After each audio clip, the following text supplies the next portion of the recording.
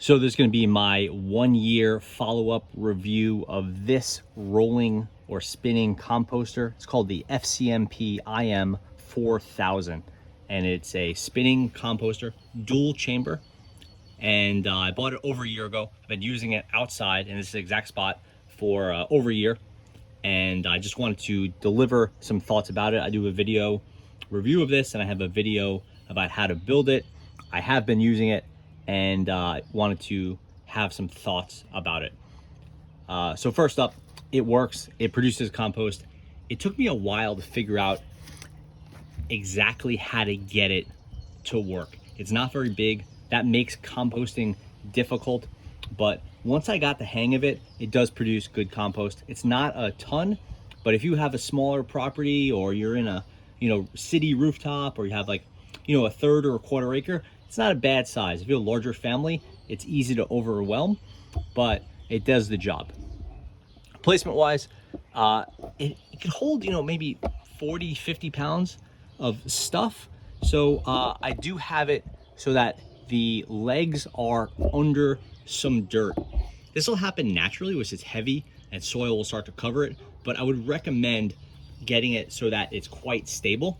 If I push it quite hard, it's not going anywhere because there's like 3-4 inches of dirt on top of it, and that stuff is pretty padded down just from standing on it and dripping, and grass, stuff collecting on it and all that.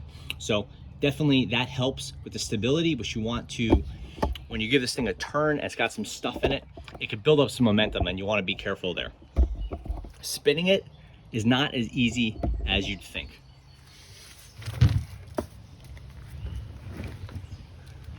It's pretty heavy. There's a lot of momentum involved.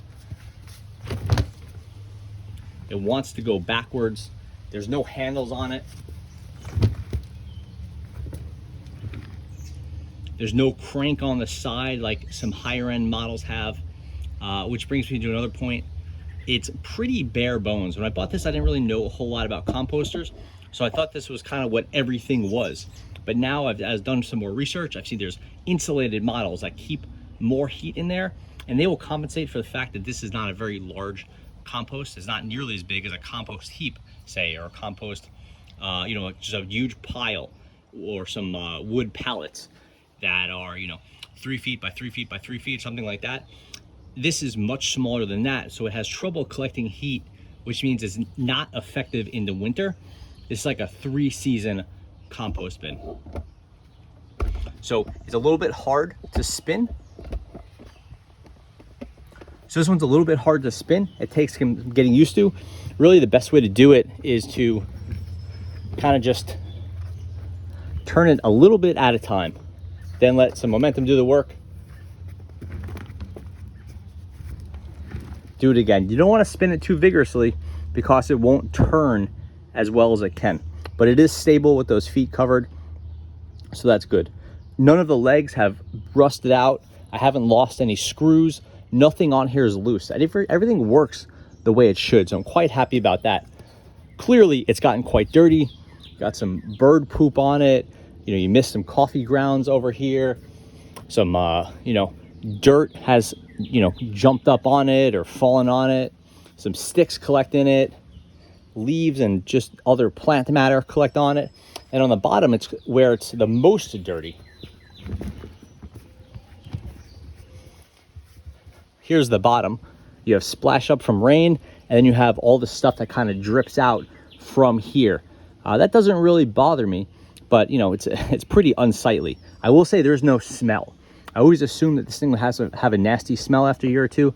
There's no smell at all nearby. A lot of that has to do with maintaining a properly balanced compost. If you're just putting food scraps in here, it will rot and it will stink. Mine's been pretty good. I'm getting the hang of a good mix of your greens and your browns or whatever. But if you mix this thing right, there won't be any smell. Here's the bottom, dirty, but the panels are good. Nothing has rusted out. Some of these screws are looking a little rough, but again, they're easy to replace, and none have broken or fallen out. I will say I did keep this thing out all winter long with stuff in it. So this has been through not just the summer and the fall, but also a northeast winter. Now let's look inside. You have the two chambers.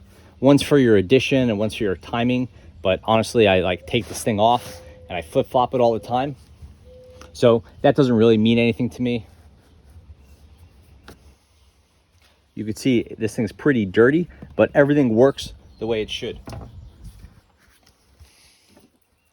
Here's the compost inside. This is my sort of like, this is the composting one. This is where the additions are going. You can see everything's in good shape. You have a nice looking dirt type mix here, and it really has been working well. I can use this and regularly do use this to augment a garden and in replace for potting soil and stuff like that. It's in really good shape, and the dirt is quite nice. Any problems with the dirt are usually my own fault. You put something in there that doesn't compost well. A compostable bag usually will not compost in a compost like this because that's meant for a commercial composting heap, not a little one like this. So you don't need to avoid those bags. Also, tough things like avocado skins, which you see over there, or maybe that's a chestnut, who knows? That is like, those may not disappear, but I don't mind adding them to soil if you're gonna help out the soil in a garden. You're probably not gonna put it in a raised bed or something really nice like that, where you don't wanna see little things, but if it's a garden around your roses or whatever, it's perfect. Here's the additional side, or the side where I'm doing the additions. And you see the number one problem with a spinning or rolling composter is this. You have these little balls. Basically, when you spin it, sometimes you have these little balls, and that you could break them up. It's really nothing to it. They're not even, sometimes they'll be a little slimy. Those ones aren't slimy. Some people get a grate, just some wire mesh, get some rectangles and 2x4s, put some wire mesh under it. You put these on top, you mush it through, you put it back in. That solves the problem. You could break it up with your hands, or you could just kind of ignore them, and they do pretty well. It does compost better if you don't have too many of those balls. That usually means the mixture is a little bit wet, but you could solve that pretty easily. Here in my other side, you can see there's some balls as well, but not as bad. It's more compressed down. It's more like a dirt. This thing, I will say, is hard to scoop from when you want to get the compost out.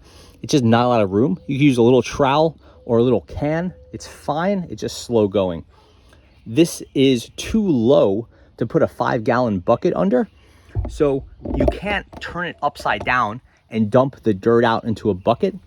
You could raise this up on some sort of workbench or something like that, but that was too much effort for me. You could also get some sort of pan or drip tray and then turn this upside down and pour out onto it.